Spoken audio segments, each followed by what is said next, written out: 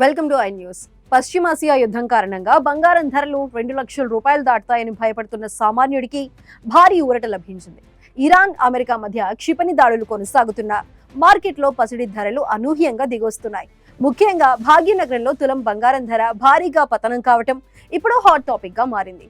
అసలు యుద్ధం జరుగుతున్న బంగారం ధరలు ఎందుకు తగ్గుతున్నాయి?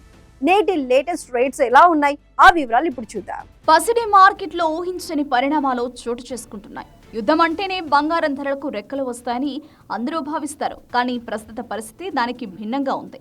అంతర్జాతీయ మార్కెట్లో ఇన్వెస్టర్లు ప్రాఫిట్ బుకింగ్ కు మొగ్గు చూపడం, డాలర్ విలువ పెరగడం వంటి కారణాలతో బంగారం ధరలు నేలచూపులు చూస్తున్నాయి.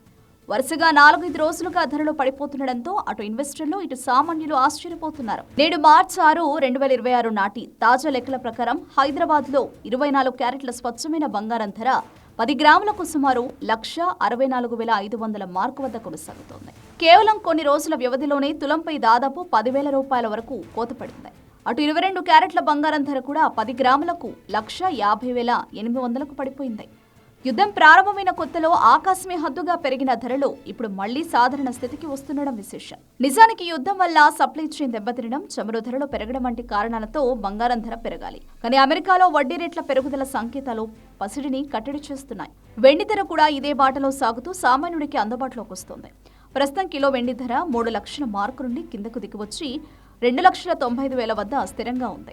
హైదరాబాద్ లోని నగల దుకాణాలు ఇప్పుడు కస్టమర్లతో సందడిగా మారుతున్నాయి. రానున్న రోజుల్లో పెళ్లిళ్ల సీజన్ ఉండడంతో ధర తగ్గినప్పుడే కొనుగోలు చేయడం మేలని జనం భావిస్తున్నారు. అయితే యుద్ధం కనుక మరింత ఉధృతమై హర్ముజ్ జలసంధి పూర్తిగా మూతపడితే ఈ ధరలు మళ్లీ పెరిగే అవకాశం ఉందని నిపుణులు హెచ్చరిస్తున్నారు.